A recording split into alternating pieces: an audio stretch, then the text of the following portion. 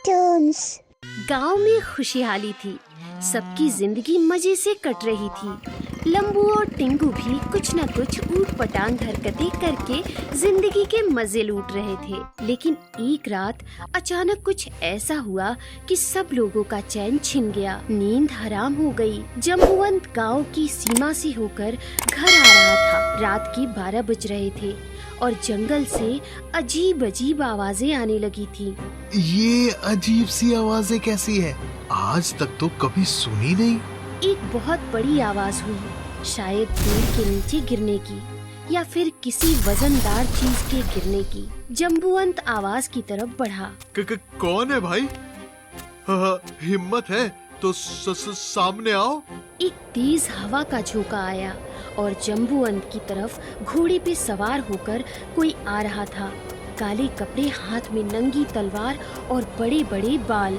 जम्बूवंत के डर के मारे पसीने छूट गए। वो इतनी तेज से अपने घर की तरफ भागा कि पलटकर देखा तक नहीं। सुबह के वक्त पंचायत में सब लोग आए थे। जम्बूवंत की तो डर के मारे तबीयत खराब थी। वो तो कंबल लेकर बैठा हुआ था। अब लाजमी है कि लंबू टिंगू भी वहाँ मौजूद हुए।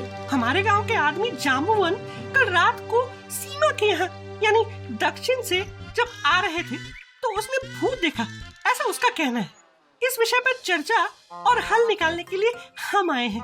गांव का सबसे होशियार आदमी होने के नाते गांव वालों के सामने टिंगू ने अपनी बात कही। टिंगू ने पूछा, किसी और आदमी ने कोई ऐसी हलचल उस ओर देखी है तो बताओ। तुरंत गोपाल अपनी जगह से उठकर कहने लगा, देखो भैया, मुझे तो पहले से ही ये जंगल का दक्षिण दिशा भूत पिशाच का घर लगता था, पर मेरी किसी ने सुनी ही नहीं।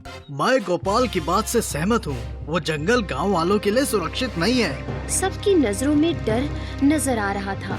जम्बूवंत की बीवी जानकी अचानक उठ खड़ी हो गई और कहने लगी, अरे अब सोचिए करना क्या है। आने जाने का रास्ता जंगल से होकर गुजरता है। अब अगर उस भूत का आतंक बढ़ता है तो काम के लिए गांव से बाहर जाना ही बंद हो जाएगा। जानकी की बातों में सच था। लोग सोच में पड़ गए कि आना जाना कैसे करें, उपाय क्या निकाले। लेकिन टिंगू अलग ही सोच रहा था। देखो, हमें पहले उस जगह की जांच करनी चाहिए। शायद ये किसी और की शैतानी हो सकती है। ये जामवंत खुद अपनी आंखों से भूत को देखा है। अब जामवंत जैसा हट्टा कट्टा आदमी डर सकता है तो यकीनन उस जगह पर भूतों का वास है। टिंगू जी, क्या आपको किसी की जान जाने के बाद भी यकीन नहीं होगा? गांव वाले जानकी की बातों से प्रभावित हो गए और मुखिया जी ने अपना निर्णय सुनाया। देखो भाइयों, गांव की भलाई के लिए हम ऐसा तय कर रहे हैं कि 3 दिनों बाद हम चंगेजी बाबा को बुलाएं और इसका हल निकाल लें। तब तक के लिए पंचायत खारिज की जाती है। मेरी बात तो सुनिए मुखिया जी। लोगों ने टिंगू की एक बात भी ना सुनी। सब लोग चले गए। दिन भर टिंगू बस जम्बूवंत की बातों पर अटका हुआ था। उसके चेहरे पर बहुत से सवाल नजर आ रहे थे। तो लंबू ने कहा, क्या सोच रहे हो टिंगू? बार बार एक ही बात मेरे दिमाग में आ रही है कि इतने दिनों तक कोई भूत नहीं था, अचानक से कहां से टपक पड़ा। कुछ तो गड़बड़ है।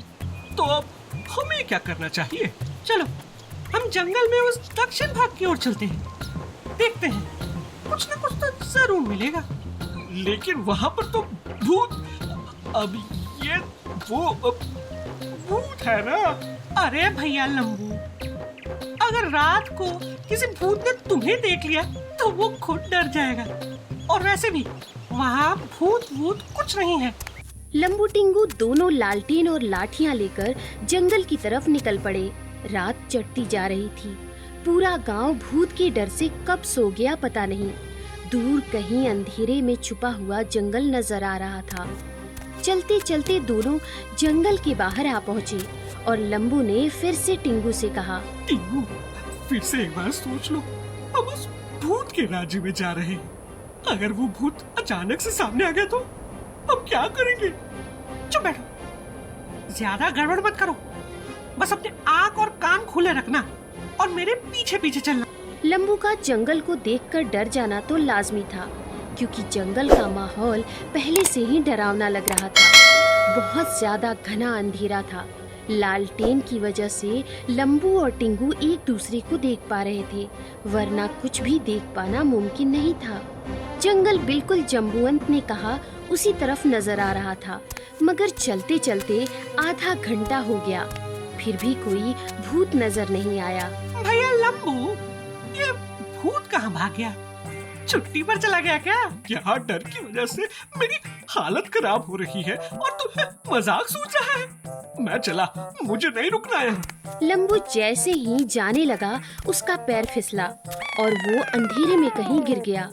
टिंगू उसे ढूंढने आया तो उसके थोड़े ही आगे कुछ लोग काले कपड़े में कुछ लोग बैठे हुए थे। उनके सामने संदूक में एक खजाना पड़ा हुआ था और उनका हंसी मजाक चल रहा था। दादा, गांव में हर तरफ डर का माहौल है। सब लोगों को यकीन हो गया है कि यहाँ भूत प्रेत रहते हैं। बहुत बढ़िया, इस माहौल को बनाए रखो ताकि इन बेवकूफ गांव वालों को हमने यहाँ छुपाए हुए खजाने के बारे में पता न चल सके। ये सब बातें टिंगू छुप कर सुन रहा था। टिंगू ने लंबू को आवाज दिया। लंबू, ओए, इधर आओ। देखो। टिंगू और लंबू दोनों उनकी बातें सुनने लगे। आज की लूट कम से कम 10 लाख की तो जरूर होगी, है ना दादा? अरे 10 नहीं 50 लाख की है। बस इसे यहाँ संभाल कर रखो, किसी गांव वालों को इधर आने ना देना। अगर कोई आया तो उसका खेल खत्म। सब लुटेरे हंसने लगते हैं, लेकिन लंबू की आवाज से वो सावधान हो जाते हैं। कौन है वहाँ? शंकर जाकर देख, अगर कोई गांव वाला हुआ तो उसे जिंदा मत छोड़ना। अरे दादा, कोई जानवर होगा, जाने दो उसे। तू जाकर देख तो। शंकर हाथ में कुल्हाड़ी लेकर लंबू टिंगू की तरफ आने लगा। टिंगू अब क्या करे? अरे तुम डर क्यों रहे हो लंबू? ये सब लुटेरे हैं, कोई भूत वूत नहीं। और करना क्या है मतलब? जो लंबू और टिंगू हर दुश्मन के साथ करते हैं वो पिटाई। लंबू और टिंगू उन दोनों लुटेरों पर हमला बोल देते हैं। हमले से अनजान लुटेरे बौखला जाते हैं। लंबू ने अपनी ताकत का इस्तेमाल करके एक एक लुटेरे को बहुत मारा और वहीं पड़ी रस्सी से सबको बांध दिया। तुम लोग हम भोले भाले गांव वालों को बेवकूफ बना रहे थे और भूत की अफवाह फैला रहे थे ना। अब जब पुलिस के डंडे पड़ेंगे ना, तब पता चल जाएगा इन लोगों को। पुलिस ने आकर सब लुटेरों को गिरफ्तार किया और खजाना अपने कब्जे में ले लिया। दूसरे दिन गांव में सबको पता चल गया कि जंगल में लंबू और टिंगू ने लुटेरों को पकड़वाया है। तब मुखिया जी ने लंबू और टिंगू दोनों को धन्यवाद दिया। लंबू जी, टिंगू जी, आप दोनों ने ये साबित कर दिया कि जंगल में कोई भूत नहीं थे। ये सब तो लुटेरों का किया धरा था। हमें आप पर नाज है। जम्बूवंत, जानकी, गोपाल और सभी गांव वाले लंबू और टिंगू का शुक्रिया अदा कर रहे थे और तभी एक छोटा लड़का अशोक हाथ में न्यूज़पेपर लेकर दौड़ता हुआ आया। टिंगू भैया, आपका लंबू भैया का पेपर में नाम आया है, पढ़िए इसे। टिंगू पढ़ने लगता है। इसमें लिखा है, लंबू और टिंगू का सरकार अभिनंदन करती है। उन दोनों ने बहुत बड़े लुटेरों को और खजाने को पकड़वाया है, इसलिए सरकार खजाने का कुछ हिस्सा उन्हें इनाम के तौर पे घोषित करती है। सभी लोग लंबू और टिंगू के लिए तालियां बजाने लगते हैं और भूत की झूठ मूठ की अफवाह यही खत्म हो जाती है।